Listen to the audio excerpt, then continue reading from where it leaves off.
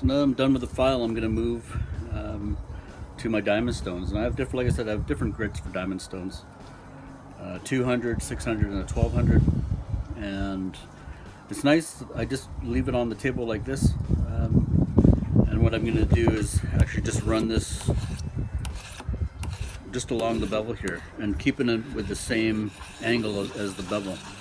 And as I'm doing some circular motions up and down the edge of the bevel, what you're going to find is you're going to find some high spots and maybe some low spots. And those are the areas that you want to actually work on to get out, because you want this bevel to be nice and flat. I'm working with a 600 grit diamond stone, and once I get them right up to the highest grit that I have, you'll see that the knives look nice and polished, and they look like they're ready to be used almost. We're getting down to the final stages of polishing our knives. What I've moved to now is I've got a small piece of cut glass, and I have a wet dried 2000 grit sandpaper. What I'm going to do is I'm going to take these knives that are just about finished to be polished, and moving on to the bentwood part of it, I am just going to start doing what I've been doing for the last little while, and that's just continuously working on polishing up the steel. Okay, so we're at the bending process now. I've got my blade here. You can see it's onto a mirror finish.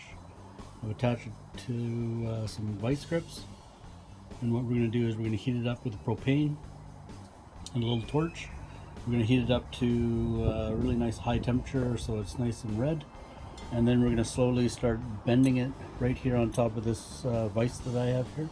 It's going to go over top of this propane tank with flame coming out of it, and we'll get it nice and hot, and then we'll just start bending them.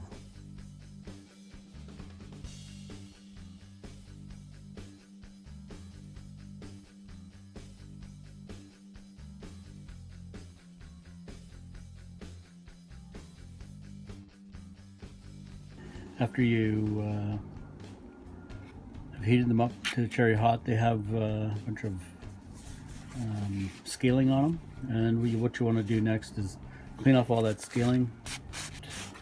Your knives right now will be quite brittle since we've heated them up and then quenched them real quick, so if you drop them they might break. So just take yourself a dowel and you can just start taking all that scaling off there.